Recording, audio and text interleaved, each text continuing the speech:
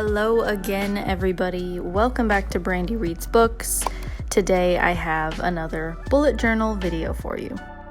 We are going through my 2020 bullet journal.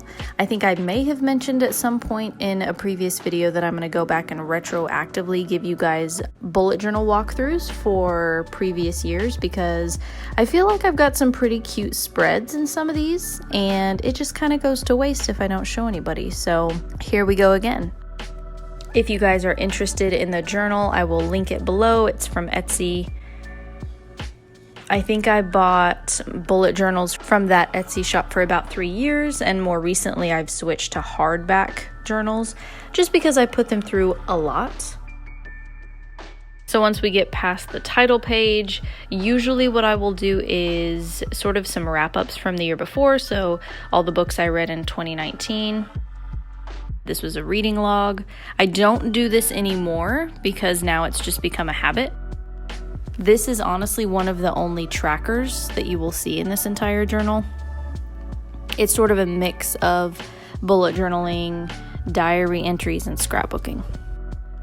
Then I've got my books of 2020. I filled these in as I went. So it starts off with, blank little books that I just draw in, just the blank rectangles, and then I fill them in throughout the year.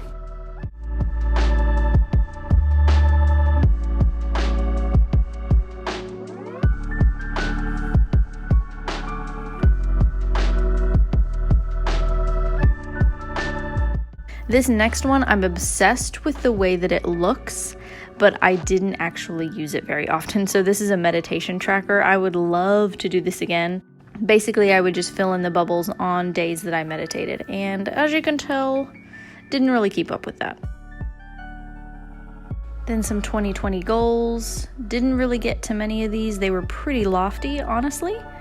But, you gotta start somewhere.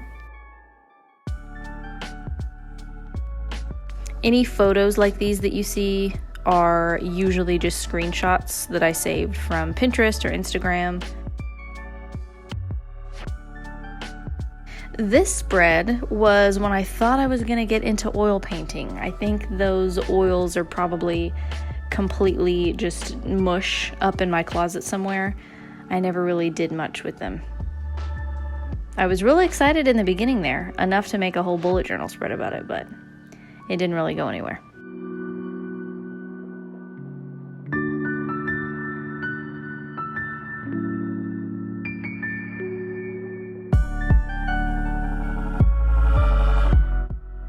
So here's another book-related spread. Usually when I do my monthly favorites now, I include every book that I read, and I give, a very brief but honest review. I think at this point in time, for whatever reason, I was just giving my top 3 books that I had read that month.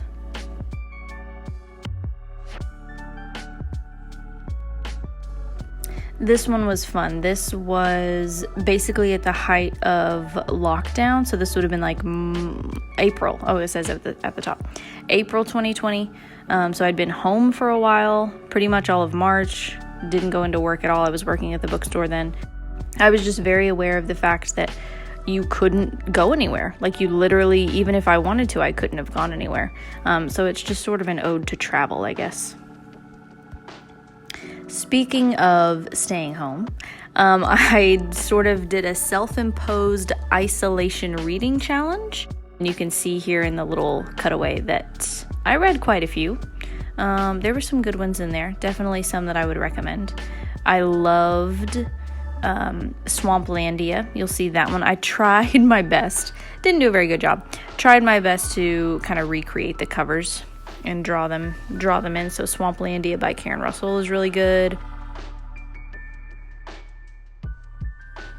Crystal Eaters, The Fortress, and Daisy Jones and the Six. Those are all so good. Highly recommend all of those.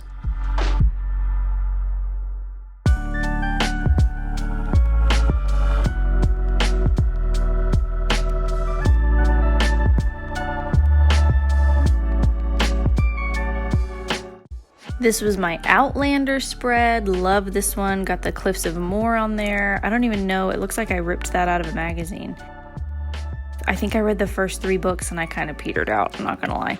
I will probably just stick to the show. Those books are so thick. I think I'm just going to watch the show and call it good. So in June, I read this amazing memoir, an autobiography by Joy Harjo, who is, I believe, the first and only Native American poet laureate of the United States. So she narrates the audiobook of her memoir, Crazy Brave. It's absolutely amazing. She's got such a husky, intoxicating voice. I highly recommend it. Next up was a packing list. Anytime I go anywhere, usually in the summer, I like to make it cute. This July books is kind of a hot mess, not gonna lie, but I also kind of love it. I read a very odd mix of things that month.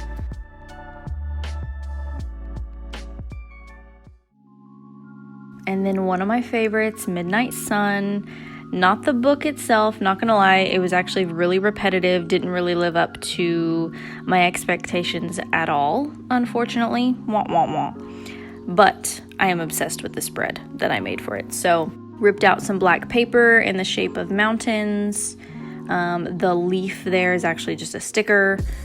I found the pomegranate that is on the cover of the book, like the exact one, and printed it out on an old, like, vintage book, like something that I picked up for probably 50 cents at a used bookstore. Ripped it out of the book and printed it on there. Thought that was really cool. I remember so many people coming in. We set up a table right at the front of the store, like right when you walked in, and it was just constantly like middle-aged women all day long, one after the other, coming in for that book.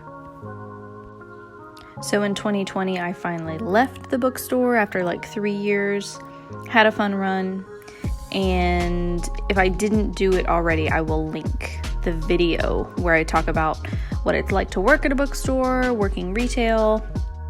Also, you can see this spine is starting to basically like completely come apart. This is one of the many reasons why I now use hardback bullet journals.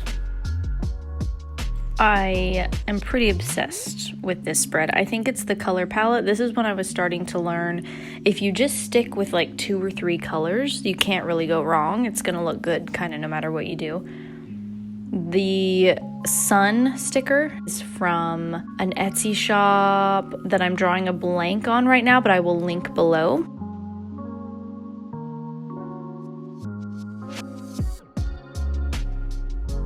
And then I have a list of, I believe that's either books that I read or like an autumn TBR or something like that.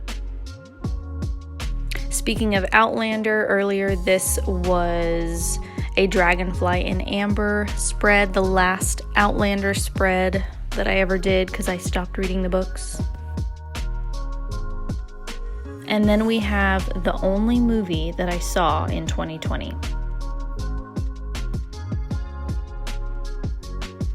So this one may be my favorite spread out of the entire journal. Ninth House by Leigh Bardugo is actually the first book that I've ever read by her. Loved it. So I found the snake, the graphic of the snake from the cover, and stuck that on there. And then these like tarot cards with the characters, the book characters on there, those are fan art I found on Pinterest.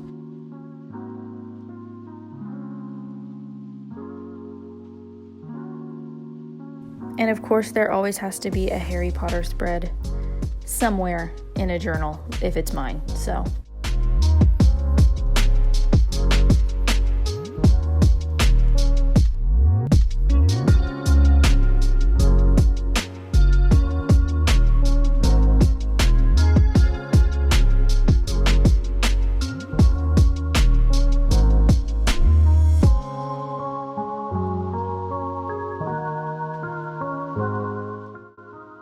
and then we are finally coming to the end. So to finish off the year, boyfriend and I, our first date was actually at the zoo. So there's a little zoo spread. A Christmas spread with actual pieces from our Christmas tree I plucked off. And they've actually held up relatively nicely. I don't know if it's because they were like dehydrated or I just flattened them in the paper. I didn't do anything to them, but they've held up pretty nicely. They haven't fallen apart or anything. These were the absolute top reads of the year. I recommend all of these. There was something kind of unique or weird or just really excellent about all of them. They are all across the board and quite random, and a lot of them do have mature themes in them, so be very aware of that. And then I decided, I think every year I am also going to do a little skincare regimen just to, I don't know, kind of see how it changes throughout the years. These are all pages I ripped out from one of the last Nylon magazines that was ever published. Nylon is still a thing, but they are digital only. It's just a website now. So this page is kind of special for that reason.